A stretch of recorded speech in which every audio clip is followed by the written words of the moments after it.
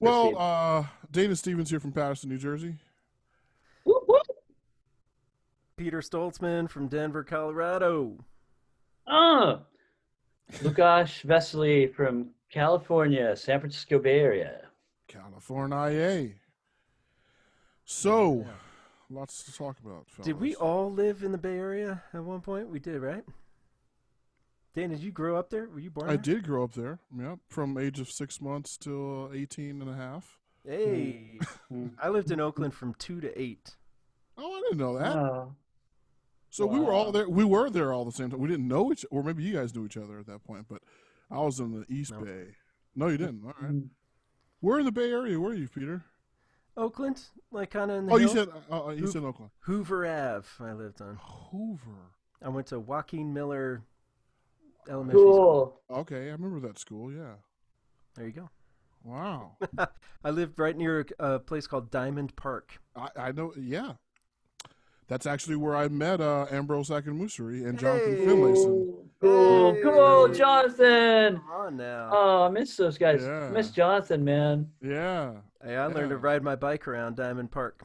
Wow. Like it's 6 years old. amazing, man. I used to that's Hoover Ave where Diamond Park is. Yeah. I used to ride my big wheel down Hoover Ave down that hill Yeah. and wear out a pair of sneakers in like a week.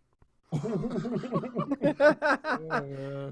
My most intense memory from that time, besides my best friend Andy Tejas, was climbing up on that like giant whatever dodecahedron thing or whatever I don't Right. know what it is, Yeah, but the metal lattice like yeah. half a circle thing, and falling from the top middle on my face. Oh no. And walking home, I mean, I think I knocked myself out for a second. Like walking home from there with like, just crushed face. Anyway, good memories. Good memories. Yeah. Yeah. Oakland. It's a different place now. Different place now. Yo, wow. Yeah. I know some really good people from Oakland, dude. There's the best people that I've met in the Bay Area. And one of the reasons I came back to the Bay Area ultimately, before I head out your way, actually, closer to the east. But yeah, I feel like the Bay Area has changed. It has like shifted over the last few decades. I mean, ever since I was a kid. I mean, I don't remember much as a child growing up, but I remember the sentiments of my parents when we first arrived to California in 1980. And feels like there's just a different shift in the mentality, and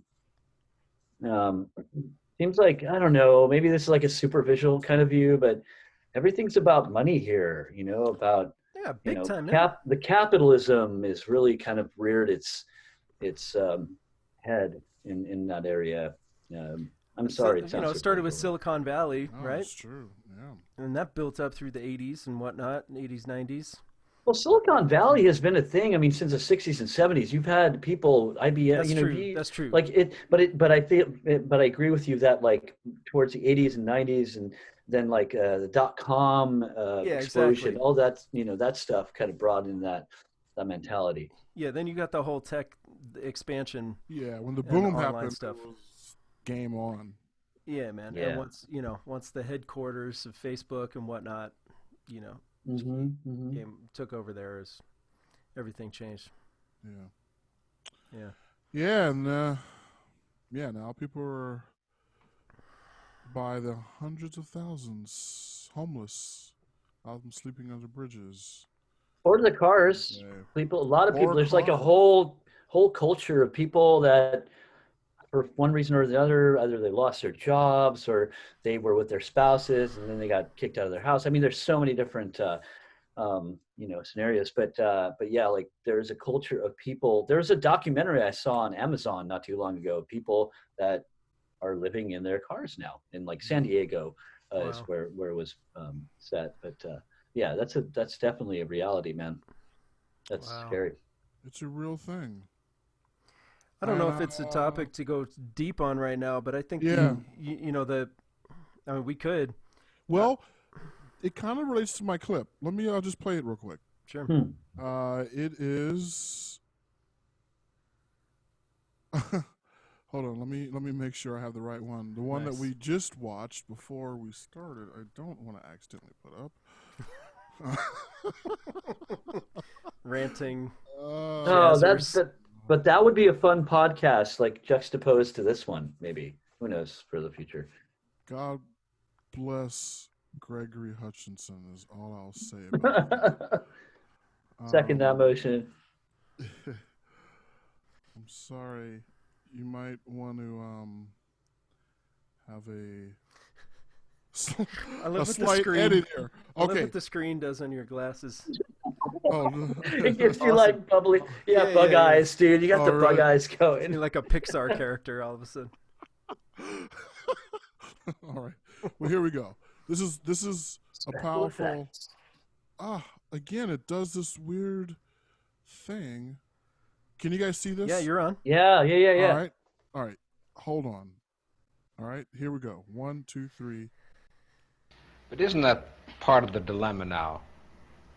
That people knew that Negroes were being denied what was guaranteed to them by the Constitution, by the fact that they were citizens of this country.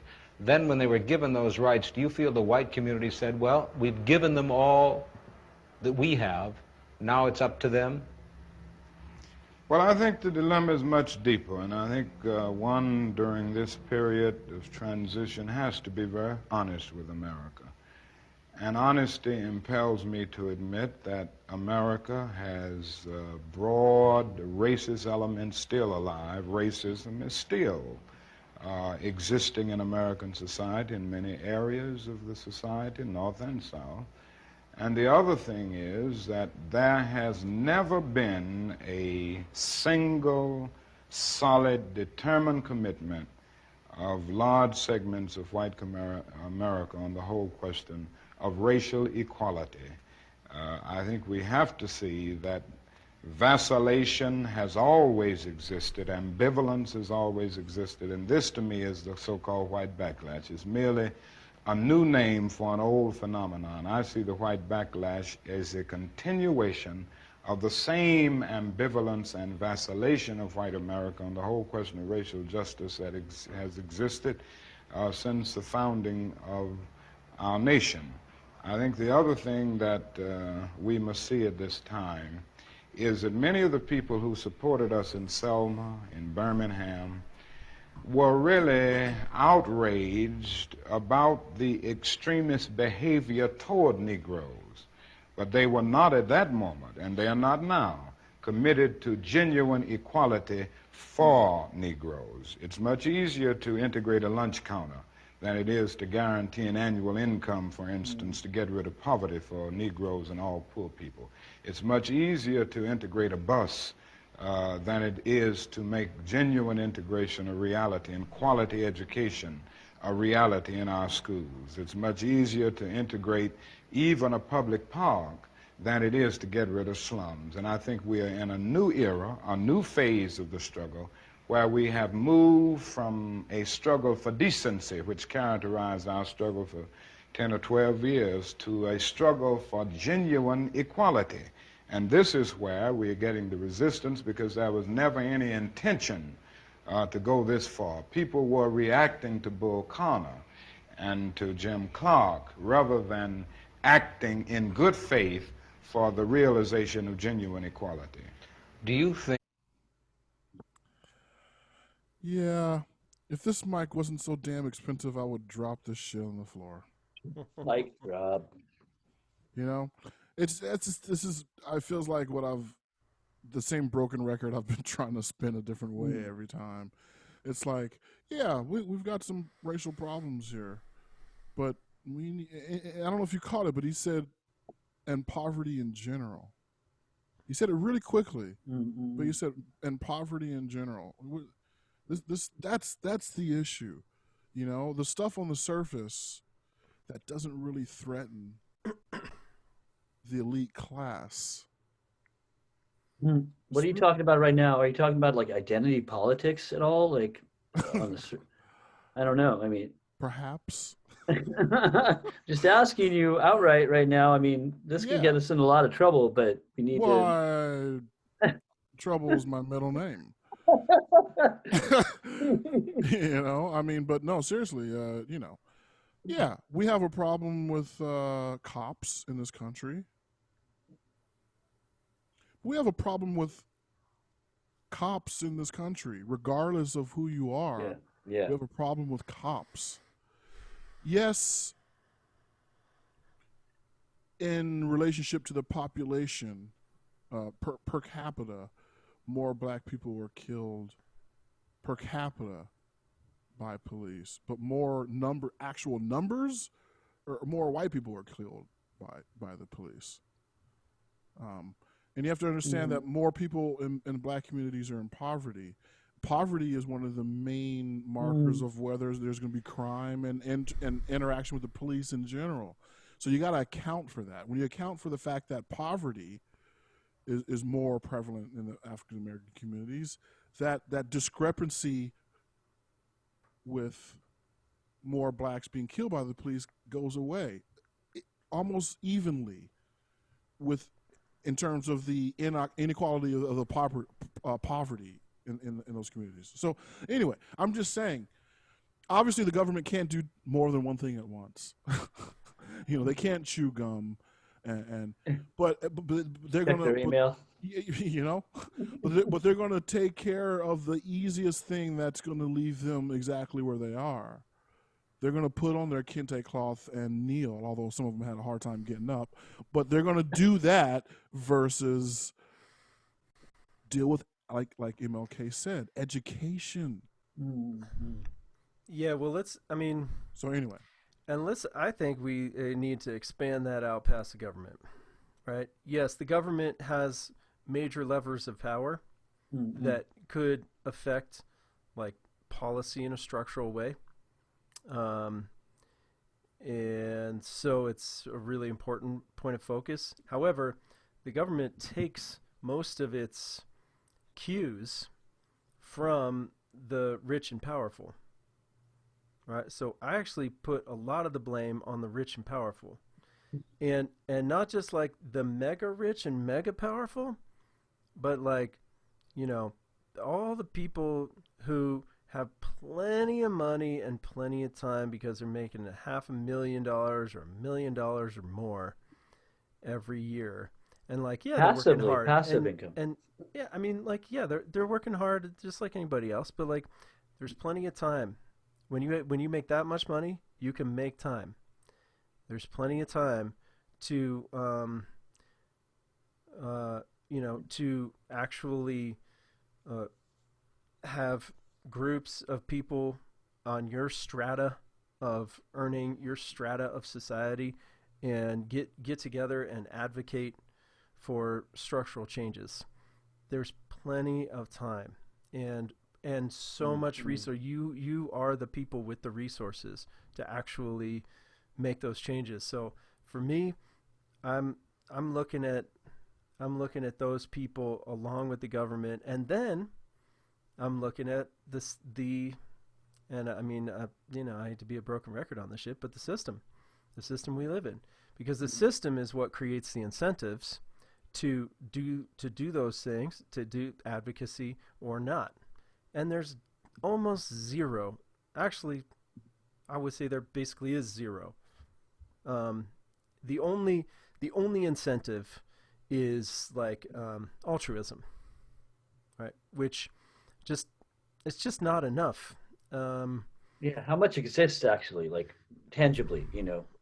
I mean, it's not enough of an incentive for human beings, not right now. You know, That's depressing, dude. Can you That's define depressing. the system? Who is the system? What is it? What does it consist of? Who controls it? Yeah, I mean, you know, it's. I mean, basically, we're talking about I'm talking about capitalism, the system of capitalism, because the system of capitalism, the way it is, the way it's regulated, and it's not saying that capitalism couldn't be refined, reformed, you know, altered, reconstructed. You know, there are capitalist economies all over this globe right now that have more integration of socialist aspects that then take care of people better. that there's far less poverty, and and yeah, and other, you know. But who's major issues. upholding and keeping capitalism afloat? I mean, it's you know, it's complexly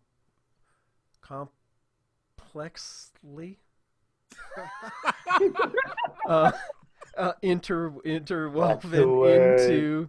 I love making up words. Interwoven into our society, man, and our institutions, right?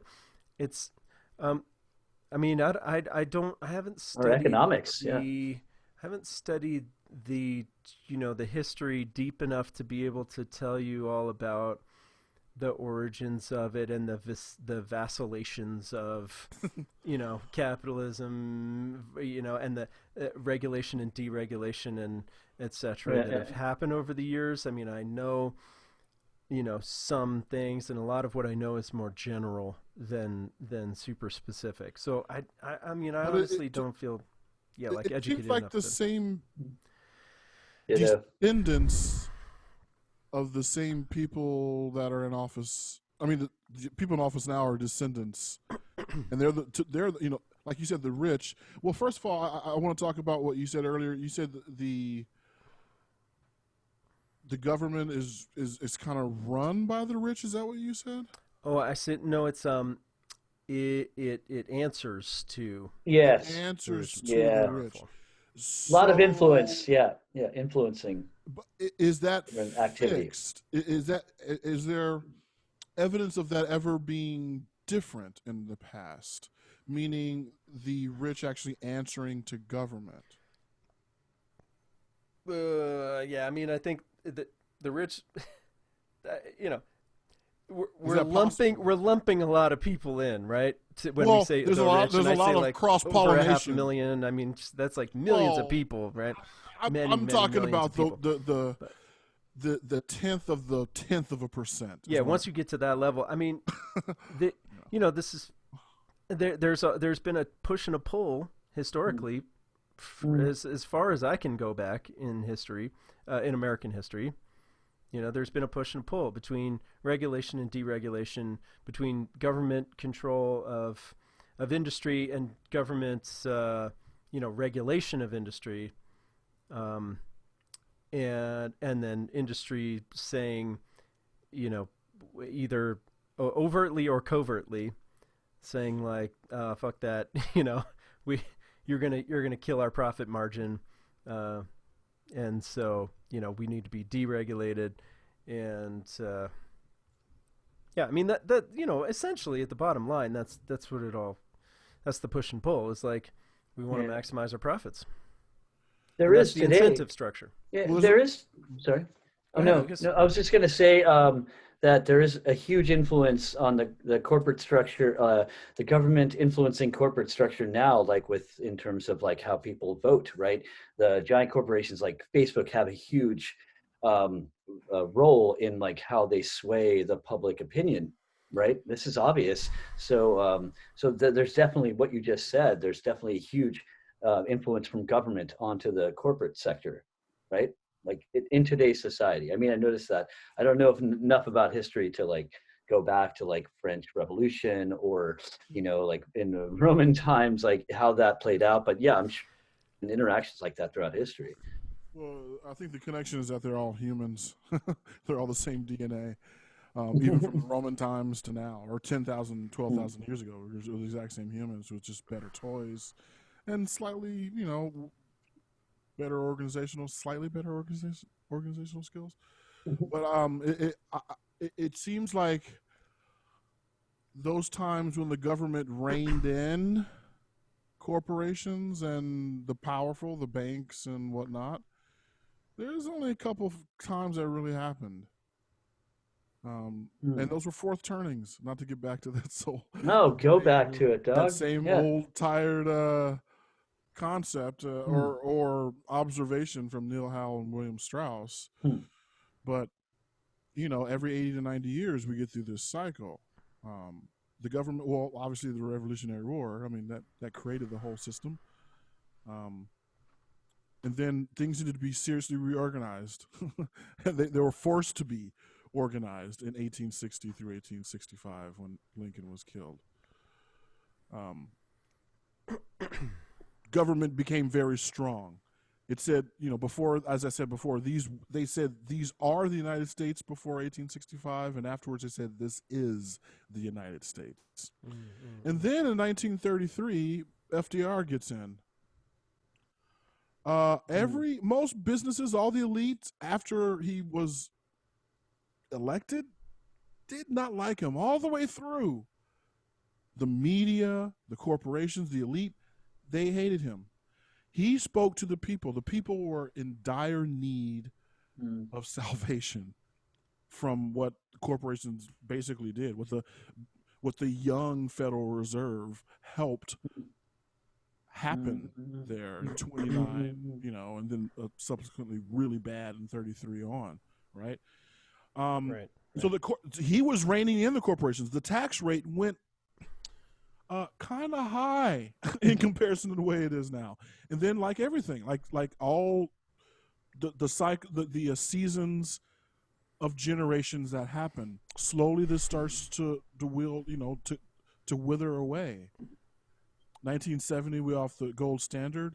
Then education starts becoming expensive. At that point, not coincidentally, schools start making profit. Now we hear 2021, it seems it's second nature that we have to pay for the rest of our lives for education. This is not the case in our parents' generation.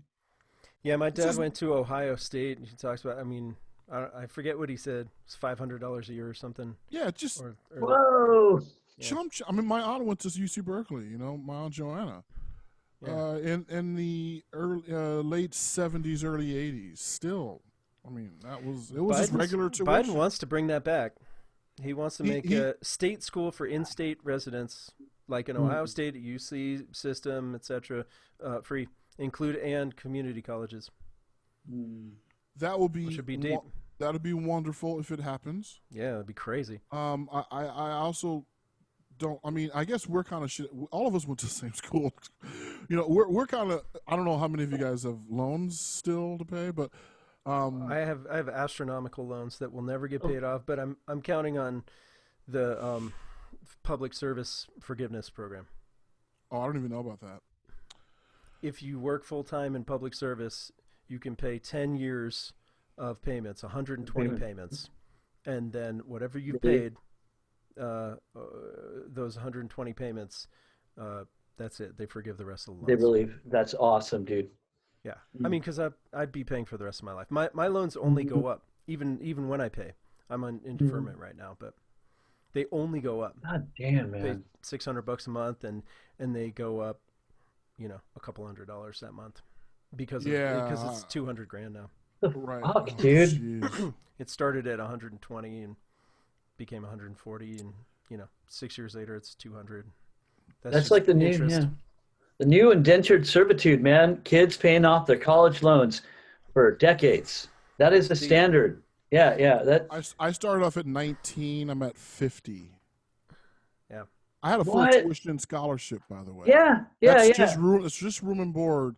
Right. Berkeley. Yeah. I'm still. Word. It's more than doubled. That's fucking ridiculous, dude. So, but according to Biden, we went to a private school. So what he's saying now is that. Sorry, guys. If you got public loans, though, they were gonna if you got those loans through Fannie Mae, Freddie Mac, whatever, or not. That's the housing loan. Sorry, the FAFSA. Right. If you got FAFSA loans, then they'll forgive a lot of that, but we'll see what actually happens. Like someone else said, though, what about the kids who are looking for college now? No, it's brutal, man. What are we gonna? So this whole, and this is my thing, man. No one's capable, again, of doing what needs to be done. We're in a break glass in case of emergencies situation here, and no one's. They're speaking at it and thinking that the way things have worked in the past is going to get us, but Lincoln didn't do that. FDR didn't do that. George Washington didn't do that in order to push the country ahead. Now, the scary thing is that the government got bigger through those points. Do we really need a bigger government now? Right. Maybe this is the end of that whole cycle. Yeah, going the wrong direction now. Cycle. Yeah. Well, so I mean, what do you think, Peter? I don't know, man. I mean, it's just so difficult. It is a what a tangled web we weave kind of moment, you know? Yes, to say the least. Well said. I mean, really though, because, you know, again, like trust is a big issue. We've talked about that. Power is a big issue. We've talked about that, and corruption and accountability and then like liberty and freedom and the right to be an individual and to, you know, and to have the space for that.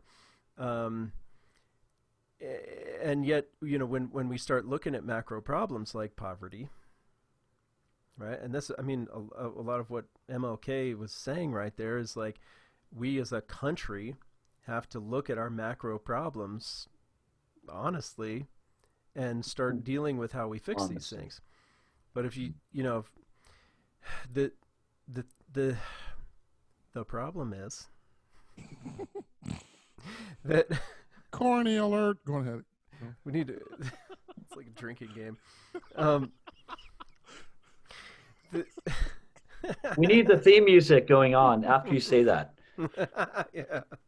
We don't have Whatever theme that music is. yet. We need to do that. Right. Yeah, It's gonna be Soul of a Nation when we get that track done. All right. Anyway, the problem is, and we've talked about this too, is like, okay, who actually makes the decisions to solve the problem and decides this is what we're going to do, and but you know, I want to kind of go a different direction. I want to look at it from like kind of an individual and almost like a spiritual perspective. I don't know, spiritual's, you know, connoting like religious, but like a energetic, like no, emotional, it's not. personal development kind of personal philosophy kind of perspective. Because this is where it gets hairy, but like it's easy to get in the weeds of like this policy and that policy and you know, who's going to have the power and blah blah blah, but it's like you know, really we're talking about incentives, and in that and we are talking about like, is there altruism? Do people care about other people? And how far does that extend? Does it extend to your personal family, to your best friends, to your neighbors, to your community, only to your church, to the people who look like you, to the people who believe the same things as you, to the people at your place of work, to the people who live in your city, who root for the right sports team, who, you know, who speak the right language, who act the way you think they should, you know, happy or angry at the right things, or, you know, what, like, how far does your care for your fellow human beings actually extend? And then, if we can get to the point where we all, whatever the fuck that means, where we all agree, you know, a critical mass of people agree that like, actually, you know what, there's a lot of superficial divisions amongst us, but like, really I do care about everybody's well-being. Like, right. Basically everybody. All across Unless you're the trying board. to kill me, like everybody, you know? And if we get to that point with a critical mass, then what? Right? Like then we're gonna what? we're gonna have to exterminate all the fucking government officials that rule over these countries of many people. That includes America, Europe, China, fucking South America, wherever the fuck people, monomaniacal leaders are like doing things in tandem with like corrupt corporations. I mean, like, what are you saying with that? Like, that's some pretty, that's like some anarchy, you know, anarchy talk. I don't know. I'm not talking about that actually at all. I'm not talking about exterminating anybody. No, First, I'm not saying exterminate. I'm not saying exterminate. I'm just saying the system, that brought those people to power. Yeah. Oust them. Yeah, okay, that's what I meant. Sorry. Yeah. Okay. Well, there's some who danger. would think that. Yeah. Right. Some people would want that to happen. Obviously. I mean, dude, that's what Not the pandering to fucking people. QAnon shit was all about. They were waiting on January 20th for when the police were gonna come and take away all the Democrats and some of the Republicans too, and take them in a firing line and shoot them. That What? like what people were waiting for, and they were like so fucking disillusioned and disappointed that They're didn't. so pissed off. But anyway, I mean, so you can take those ideas, right? This disillusionment with leadership and with the frustration that builds up with like the dissatisfaction of the way things are, and you can take it to a pretty far extreme pretty quick, man. A lot of people are willing to go real quick. So I'm like, I think one of the things that has been problematic for the kind of cause of like altruism and systems based on altruism is that we get hunkered down in our anger at the way things are, and then we're very susceptible to being told who to blame for that and being divided because of that, rather than being united in a positive vision of what we all want for all of us, for each other, regardless of race and creed and all that. But it's tough, man. There's so many kind of shades, like the fucking rainbow, man. And then people are like, "Oh no! If you're a purple, you can't like green.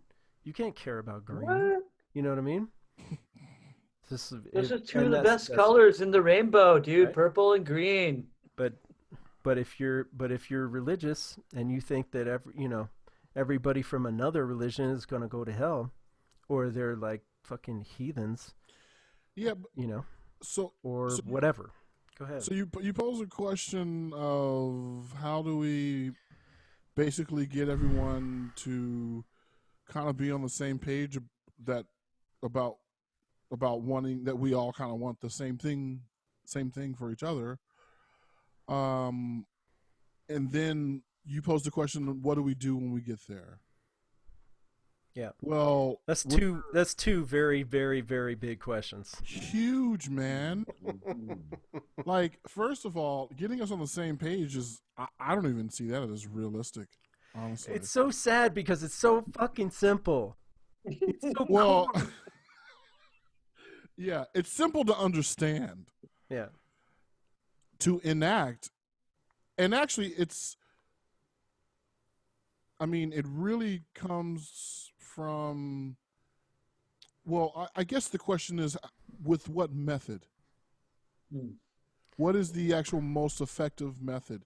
And to get people to care about each other, you mean? Yeah. Which is, I know, sad to put it down to such a elementary first principle level, but what does it take to do that? It's happening. It's happening. Like the Myanmar thing, dude. I saw so many people protesting outside in San Francisco with their signs. People are pissed off, here in America about what's happening there in Myanmar. Like, it's already happening. We just need to like focus that energy. I feel like that it's already, people have the power. They've always had the power. Man, I think that those of us that are somewhat paying attention to the news know about Myanmar. Man, I don't know anyone else who knows a fucking thing about what's happening. I mean, it's sad. It's sad, man. But this is part of the problem of actually organizing us together around anything. Is that I'm just gonna say the Fuckerbergs of our nation do not want us together. Damn, bro. They don't want us together. They don't care. They though. profit, problem, right? They profit on You know, they profit off of that shit. Yeah, man. they don't care because they care about their profit.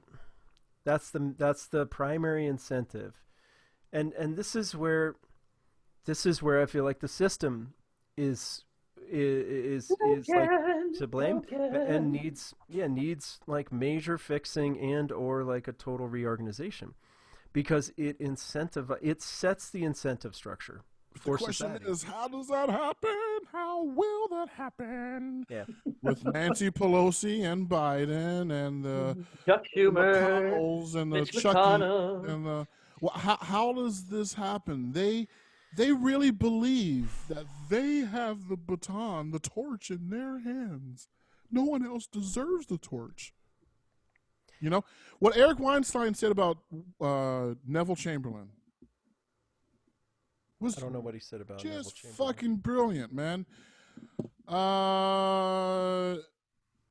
Neville Chamberlain's speech when he resigned, his resignation speech was He was the prime minister before Thatcher? before Churchill. Oh, before Churchill. Wow. Like World War II. World War II? generation? Or no, before. Yeah. Or, It became apparent that Hitler was not as he seemed to be in prior years. Uh-huh. Right. And when it got to that point, because there'd been a lot of appeasing of yes, Hitler. yeah, from everywhere. A lot of looking the other way. Yeah. Like, oh, he's going to be okay.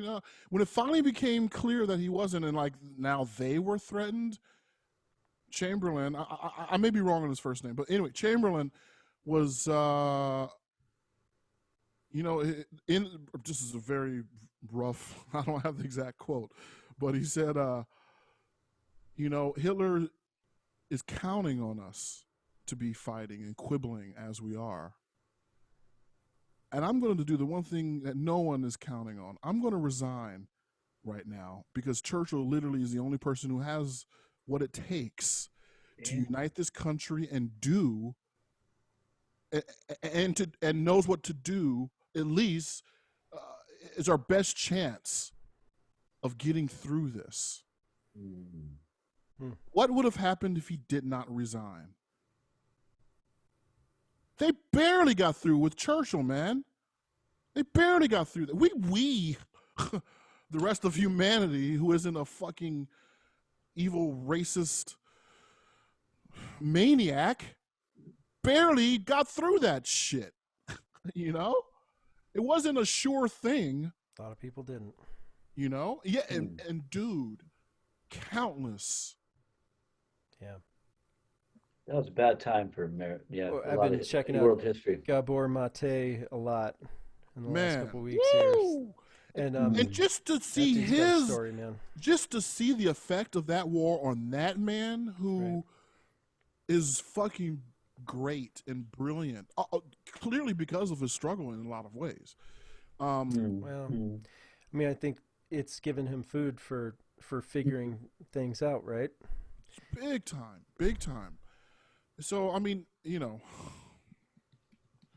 anyway, we don't have those kind of leaders in front of us right now. Joe Biden's been fighting opportunists. Joe Biden's been trying to be president since '88, dude. I know. He's finally there. You think this dude's gonna resign or? Anyway, I'm sorry. Hey, all my friends and my Cali friends they're fully invested in Joe Biden. They believe that he is a savior. It's much better. And I agree with him to a certain degree. It's much better than the last 4 years of hell that we've all had to go through. That's for damn sure. High bar. I mean, okay, dude. Hey, bro. Low. Very low bar. I'm being facetious. Yeah, facetious. I have to agree with him because I want more change for more people.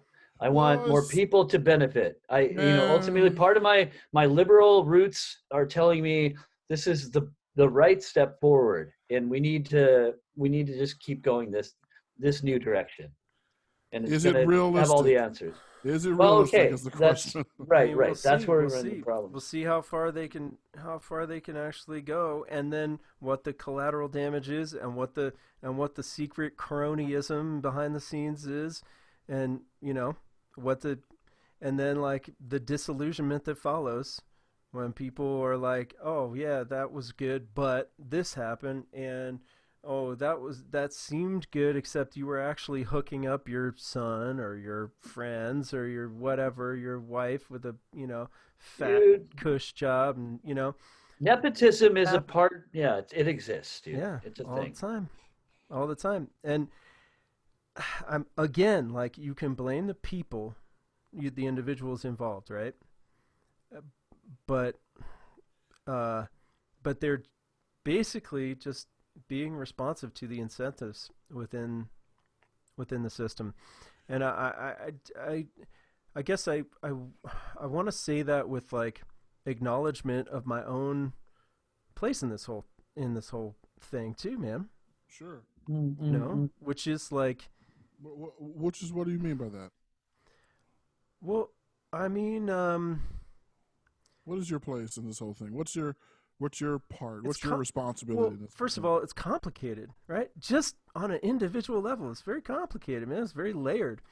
Like, I have a lot of privilege. A lot of this shit is like easy for me to say. It's easy to sit here and like critique things. But like, I've never tried to be in the government. I've never tried to. No matter, well, dude. But that's, dude. Okay. Sure. Okay, but I mean, I haven't walked a mile in any of their shoes, right? So I don't actually know. We don't need to know. All we need to know is that they are not capable of doing what needs to be done. What else do we need to know, dude? They're super overqualified, and they're kind of sucking at their job, right? And the other thing is, I see what you're saying. And the other thing is, to get where we need to go, you can't do it through them. They're the cause of the fucking problem, and that's scary, because to imagine anything that would actually have them lose power is fucking scary. Any process that will end the way things are seems scary. But the other option is for things to stay the way they are, and us to be complacent and making sure that Honey Boo Boo is on at 7 o'clock, so we can all sit there fat and happy in front of the TV with our tater tots and digest whatever the tube has for us right now. It's coming, Well, and I mean, so when it comes to taking personal responsibility, right? Like, I've watched a fuck ton of Netflix, man, and Amazon Prime. I've watched almost every sci-fi show there is. Oh, that's I've my watched escape. a whole bunch of shit. Yeah, man. I'm like, Totally. Alien conspiracies, dude. You haven't seen anything till you've seen all the the ancient alien episodes. Yeah, the Those ancient are the aliens. best. I don't know. Yeah. Dude, come on, bro. Yeah. Just give me. I can watch Battlestar Galactica all 5 seasons. 20 times in a row. Yeah, man. That's my Yeah. thing. I mean, I've watched so 4 much seasons, TV, so many movies, I let my kids indulge in YouTube and Yeah, well, meaningless shit, and then it's like, should I be doing more, doing different things? Should I be not spending my time, consuming escapist media? Dude. Well, at the end, but you need to survive in order to do what needs to be done. Right, too. right, totally. You got to. Totally. Self-care is more necessary now than it was like a year ago. Yes, No, and it's always necessary. I'm not saying don't do it, but on a grand scale, the videos we share with each other is evidence that you're not just sitting on your ass only. Of course. You know what I mean? So I'm not. I'm working my ass off, relatively, but I'm always just trying to like come back to that of like, okay, cool. If I'm gonna critique the system, and I'm gonna critique leaders, and I'm gonna critique rich and powerful people, well, cool. And I think I mean, from my perspective, that's all valid. Those critiques are they're whatever, they're valid, and like, what am I doing? you know? Mm-hmm. And what do my actions perpetuate potentially? Or, you know, the dynamics that I'm part of, and then like gentrification, you know. I mean, I'm in a traditionally, I bought a house for $375,000 that, you know, shouldn't be worth more than 150, and now it's worth 575. I've been here for 6 years in this house. Okay, Oh my that's God. fucking bullshit. That is crazy. Yeah. that is the greed inherent in the system, right? Allowing people like me to profit, to get a big fucking profit, short term, right? And the collateral damage of this dynamic, right, is like way bigger than any individual, you know, family, like just trying to do the best we can for our family and buy a house because we're getting priced out of renting houses, and you know, but like there are families left and right. We've seen several of them get pushed out of this neighborhood because they couldn't afford the rising. They're on fixed income. They couldn't afford the rising monthly cost or yearly cost of property taxes, and you know, so this shit is like, it's weird. And then who's gonna afford my house for $575? $575 for a 1,500 square foot house? If I sell this place, you know, I guarantee you it's gonna be somebody making 500 grand or more, right? And do they care at all about the neighborhood? I don't know. Are they even cognizant of these issues? Dynamics? I mean, do they neighborhoods aren't even like they were like 30, 40 years ago. Are they gonna do what we've done in terms of like meeting the other kids and, you know, having our kids play together, meeting people, going to the park, you know, get-togethers, like being part of the, you know, the kids soccer stuff, and shoveling our elderly neighbors, you know, whatever her house when it snows, and like, I don't know. That sounded like you were saying you were shoveling your elderly neighbors. Sounds Shoveling them. Shoveling them somewhere. Shoving our elderly neighbors around the neighborhood. Dude, come on, man. Who's going to take care of that important work? Anyway, you know what I'm saying? And I don't mean to be like super cynical about like Peter. I don't. Maybe they come in and be cool. But well, there are there are cool people of all shapes and stripes. Of course. So that's, and I'm not. Well, we can go back. I can go back to altruism that you were saying earlier. I don't even know. I mean, if you've heard of Anand Giridharadas, I can't pronounce his name ever correctly, but yeah, he's talked about that, right, in great detail, and you can't really count on the goodness of the hearts of these people. You just can't count on it. Exactly. But I can't count on myself for that. The thing even is, though I feel it, I want Peter, it. I don't know how useful it is for you to feel guilty about where you are. And I don't feel guilty. But I acknowledge it. Well, good. Well, acknowledge it. But also, what are your options? What are our options? That's the question, right? We're not giving any. We're to take their narrative, that everything is cool. We've got it under control. Don't look at Texas right now. We've got it under control. No, we'll give you the solutions to the problems. Right. We'll give you the solutions. You can just count on us. Put all your faith into us. Don't look at the war in Iraq. Don't look at Afghanistan. Don't look at Syria, Libya. Don't look at these things. We've got it under control. Relax. MTV, Instagram, Facebook. Go be happy. That's what we're told, you know. Listen, Trump's gone. Be happy. Be happy. And people, how many people buy that? How many people don't even buy, oh, we're happy. We don't even need to vote. How many people are eligible? Don't, you know. Now, mind you, I know myself. I live in New Jersey. My vote doesn't even fucking matter. Half the time, I was forced to vote this time, just for principle, because in my own body I couldn't You're noble, sir. You're a noble man. I'm not. Yes. Yes. I held my nose so tight that it got stuck closed when I let go of it. That's how tight it was when I had to vote for this human being that is in the White House right now. Okay? But most people don't even know who the president is. They probably can't even remember his name right now. There's a lot of people out there like that, man. Yeah. And if we aren't even, Australia, they're mandatory voting for everyone. Mandatory.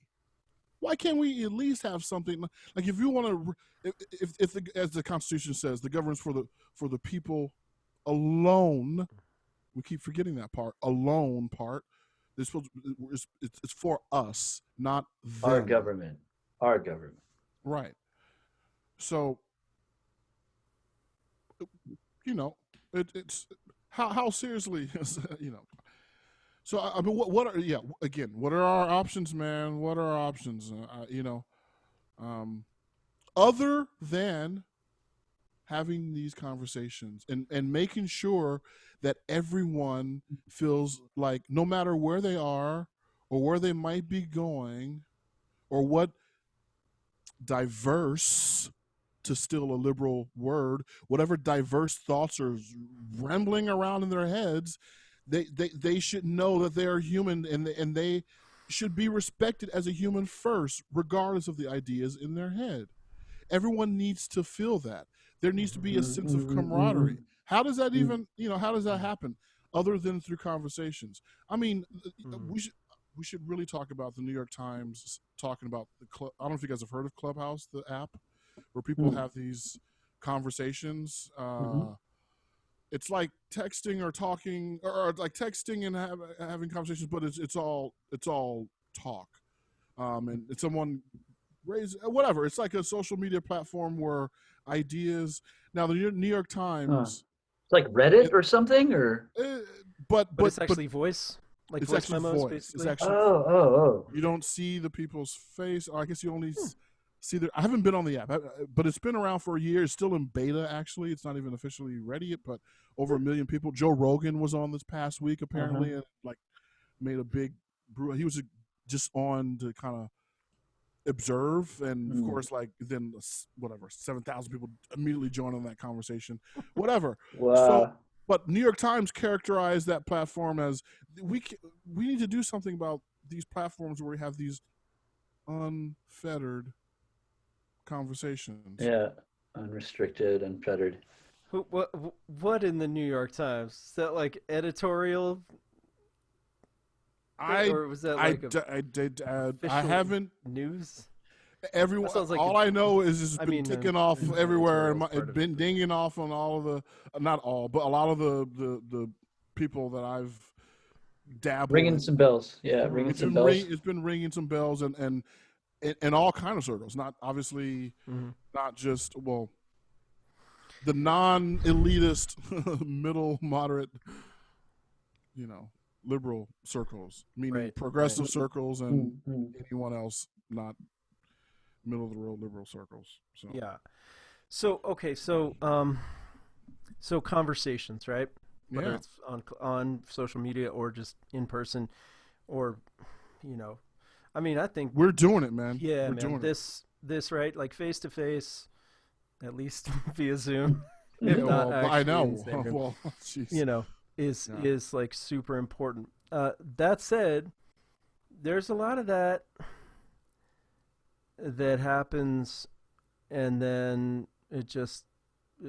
that happened and it's gone, and I mean, like there were a whole series of conversations that Dazzle Jazz Club here sponsored about Black Lives Matter over the summer, and they had a really interesting lineup every time. Sometimes it was like activists, sometimes it was artists, sometimes it was a mix, sometimes it was women, sometimes it was young people.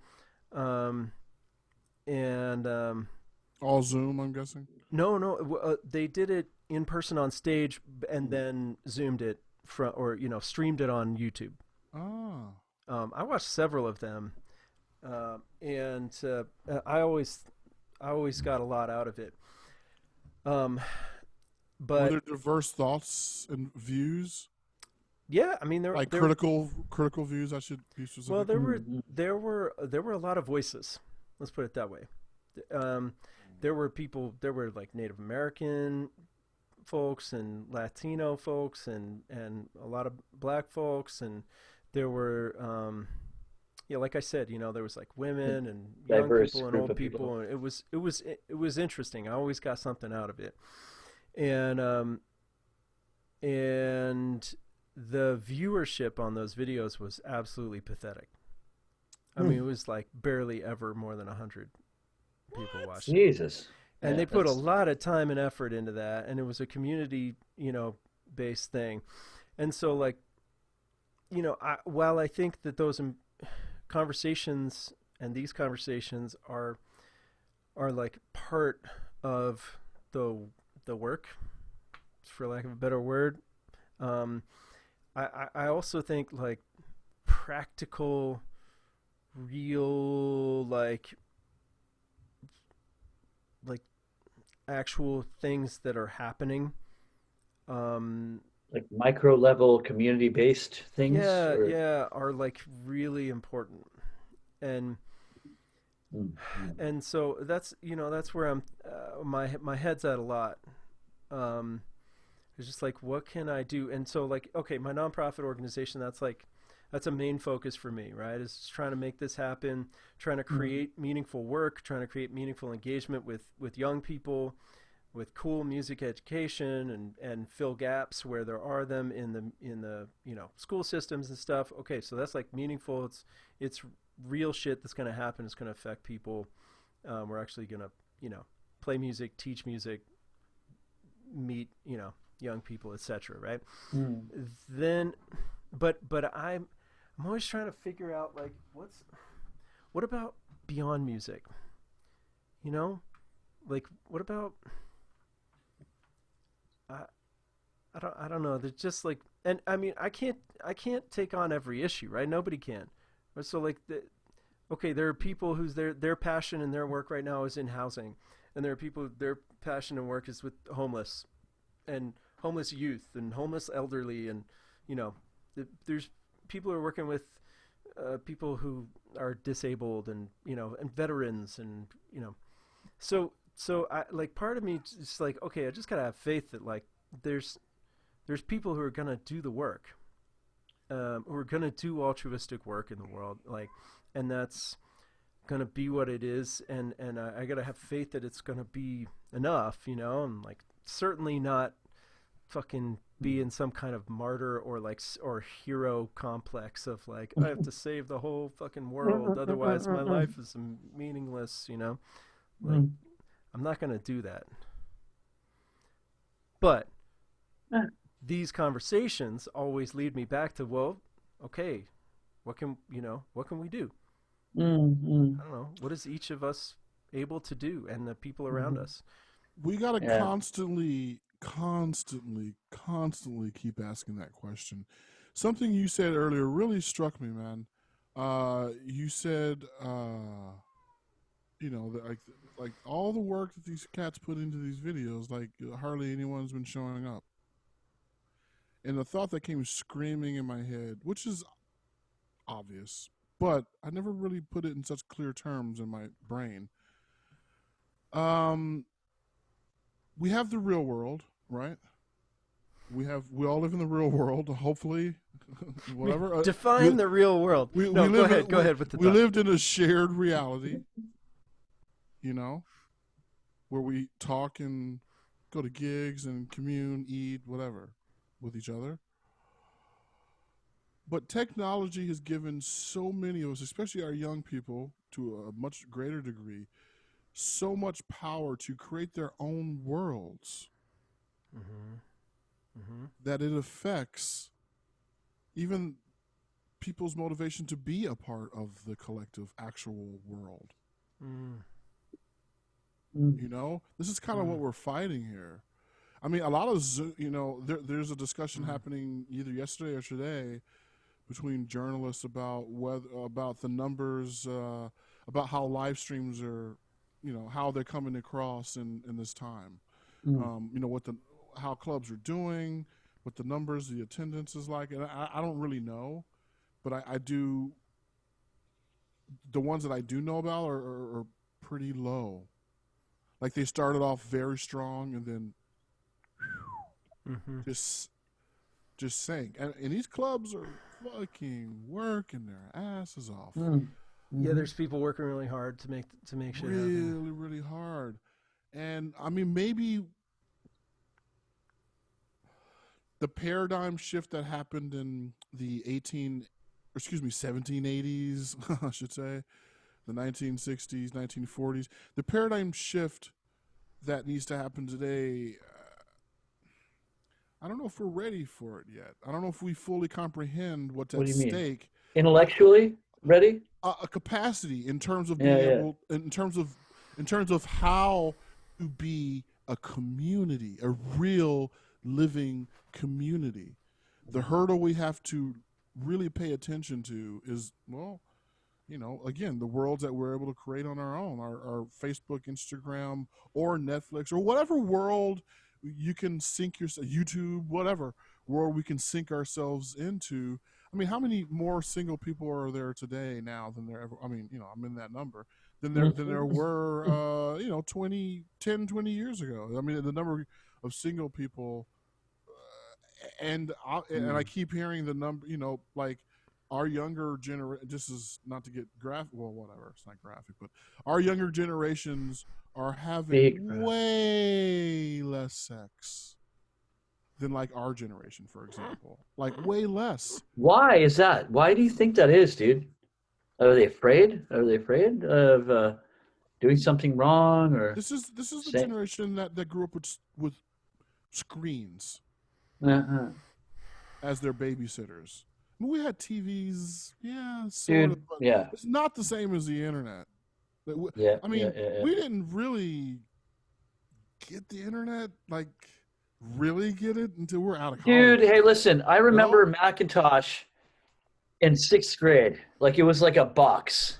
And I played Transylvania. It was like black and white video game on my science teacher's Apple computer. It was a box, dude, that Yeah. I snuck into my science teacher's room before class. Like it was like 6, 7 in the morning, right before my first period of class, my science class, and I was like playing on that box Macintosh, playing Transylvania like in black and white.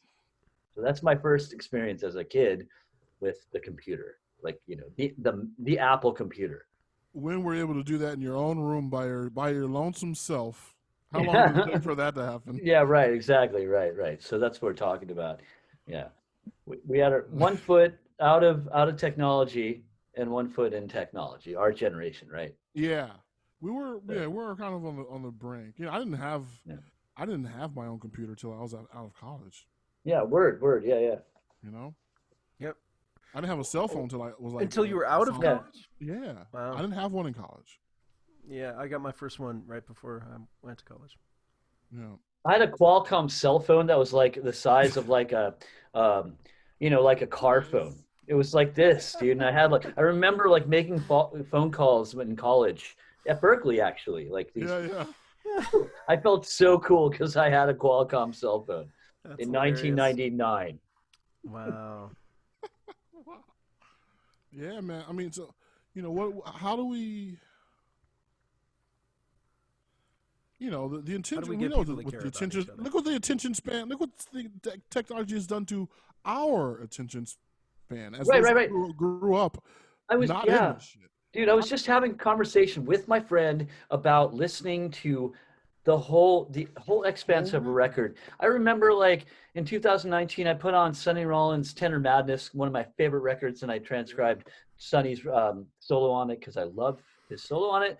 And basically, I remember before I transcribed that solo last year, 2019, I was driving around California, playing my gigs, teaching my lessons, just kind of like broke as a joke. But like one thing that like, I remember just having that record in my car, like that CD, probably for like a month and a half.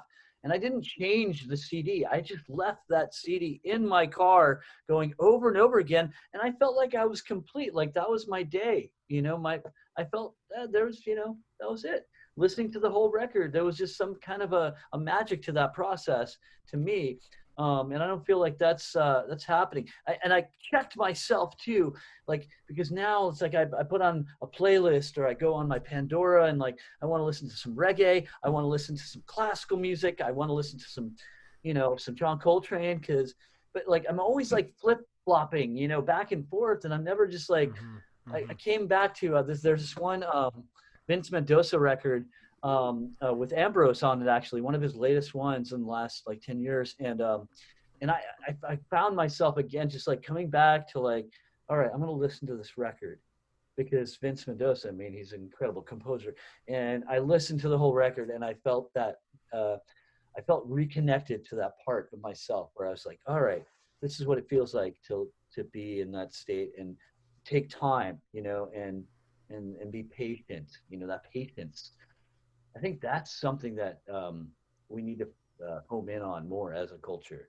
Personally, like on the micro level, for me, that's important. I feel like we could benefit on a macro level as well. Totally, man. You hit. I mean, that's a perfect example, man. I God, guys, we just I'm so struck by losing Chick, man. I can't even tell you. I'm just I'm shattered. It was just not. I didn't see it coming. I really didn't. Nobody did. But when Peter, it happened really fast. Yeah.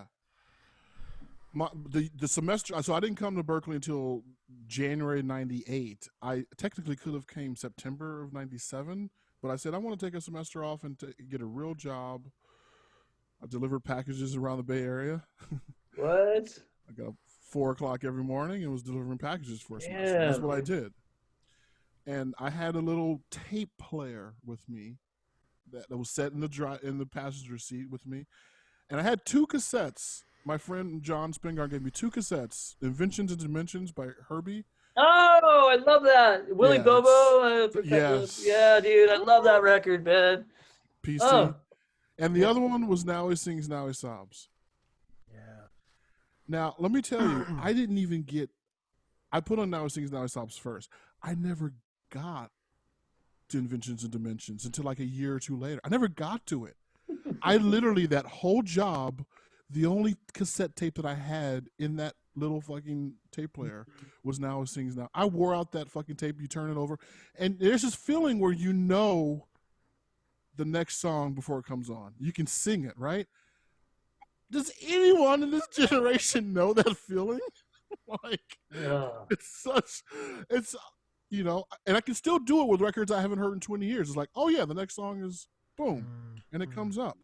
That intimacy with one piece of art, that intimacy with one human, even, that intimacy with anything other than your own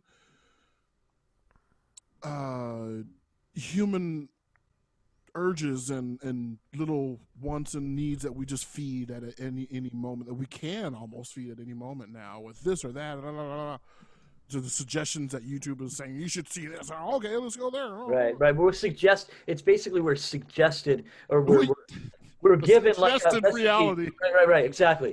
That is really depressing. A suggested reality. Yeah. It's not like our intrinsic kind of like desire to kind of go from where we came from before. We're kind of plotting out our kind of destiny where we're being fed. And that's Stefan Harris too from Social Dilemma. Like he really warns against that too. Like if you've ever seen his TED Talk, or I've listened to a podcast with Sam Harris. So when he's talking to him, like I felt like he's like, dude, this is what's going, and he's kind of worried about that. He's genuinely worried about that, and I share his worry. It's like the problem is, we know what the question is. What how do we connect? Have real connections through conversations in a suggested reality. That's what we face, my friends. Yeah, that's heavy, huh? We're inundated with suggested realities. And it's easier again. What's the safest path? Going with the suggested reality or going against it? However, the suggestions may be coming, whether through a YouTube little window, hopefully, or CNN, or hopefully people are inspired to kind of go against the grain in a way, to like kind of question their version of what they think reality is. I feel like Peter just left the conversation. Sorry, dude. No. Said something he didn't like. No, I know he's kidding. Is that Moksha, dude? Yeah, Moksha's dead, man.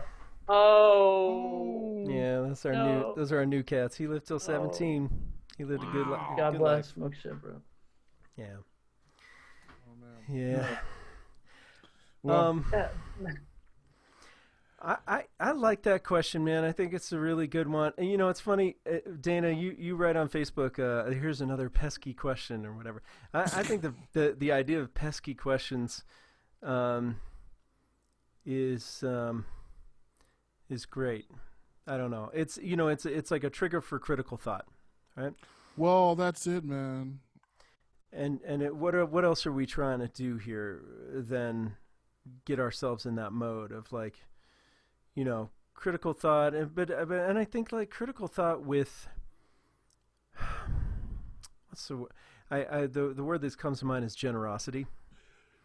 I hear you. I would say empathy for humanity, with the realization that as wrong as you are about shit, the person you talk to is probably is whether you're saying it or not, owning to it. They're as fragile and is wrong and impressionable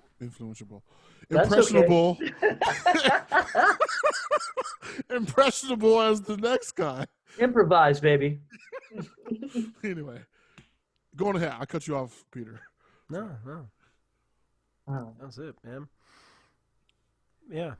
I feel like it's really important to so what I've just said before is like if we're able to question ourselves and our own mode of thinking and our own like perceived version of reality and step out of that box for a minute just to entertain the thoughts or even if they're completely diametrically opposed to what we believe or what we think. I mean, that's ultimately, we live in a free society. Again, we got to talk about free speech, whether or not like some people are like, all right, free speech, it's given us this and that, but look at all the havoc it's caused.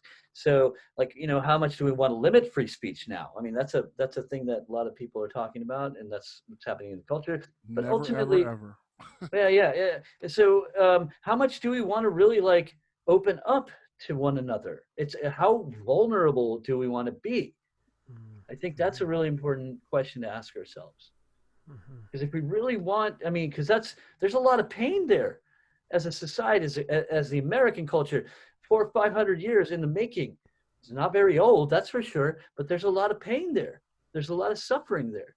And how are we going to, move forward together and address those things without hurting each other further? I think that's really important for me to try to figure out. Because I live my life every day trying to have that compassion and empathy for human beings in all that I do and the people that I talk to, all my, like you guys, some of my best friends, I try to exhibit that. And so on the, macro level, how do we do that? How can we, go further in that direction? That, those is it Aisha something? I'm sorry, I'm forgetting her last name. She's great, man. Those videos that we shared earlier today, or couple of days. Oh, she's killer, man. They go to the heart of that issue. Yeah. Aisha Akambi. I don't know how she pronounces it exactly, but yeah. She's deep, man. Oh man, beyond deep. Like, I was resonating with everything she said, and and also the conversation she had on trigonometry. Is that what it's called? Trigonometry, yeah. You guys got to check out the Zuby interview. I did. I haven't watched that yet. I did. That is Yeah, he's also speaking to Good that, stuff, man. man. Mm. Yeah. I mean, well, that's the kind of the He's talking about honesty in that too. A theme for him on that one is like just being more honest with ourselves. yeah. Well, yeah. Radical honesty? No, but Sure, yeah. yeah. I mean that should be a prerequisite of A even having given. a Right. conversation. you know, like Apparently not. what are yeah, exactly. But and honestly, again, just an acceptance of. I can't remember which one of the ladies said this that we, the two ladies that we've seen over the past couple of days, but an Oh yeah. acceptance of who of who it is you're talking to, um, an approach that doesn't involve you trying to make yourself look better, Mm-mm. but is actually Inaya. yeah. And thank you, Inaya. Yeah. Her last but, name Iman. Folarin Iman. Yeah, Mm. Inaya Folarin Iman. yeah, good, yeah, great stuff, man. And it's nuance. It's, the answers are not easy, man. I mean, we have to. There's no acceptance of nuance. I mean, that a lot of the times, it definitely, But anyway, man, these conversations need to happen despite how unfortunately dangerous they seem to be for some people, and threatening as they seem to be for some people. I mean, man, with both of those talks, there was. I mean, her approach and really, I'm going to go back and take notes. There's so many thoughts that blasted off in my head when I was listening to both of them speak. We should probably put a link to them in the description. Actually, we should start doing stuff like that. Yeah, for sure. Because these perspectives are really powerful, and honestly, these kind of perspectives are really, to me, the only light in the tunnel. That seems to be a light, a real light out of out of the hole. So it's a fresh perspective on here, like on our little The Problem Is podcast, because we're a bunch of like testosterone filled males. We keep talking, but like we need the female perspective.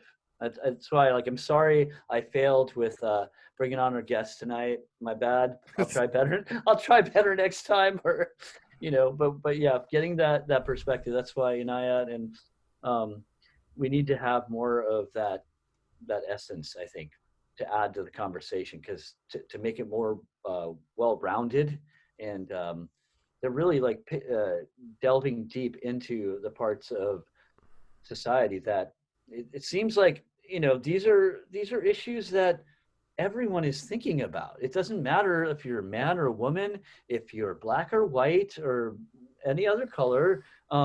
People are genuinely having these thoughts, and they're starting to share these thoughts, which is really, really important, because I feel like there's been a fear about that, about sharing your thoughts and your ideas. Totally.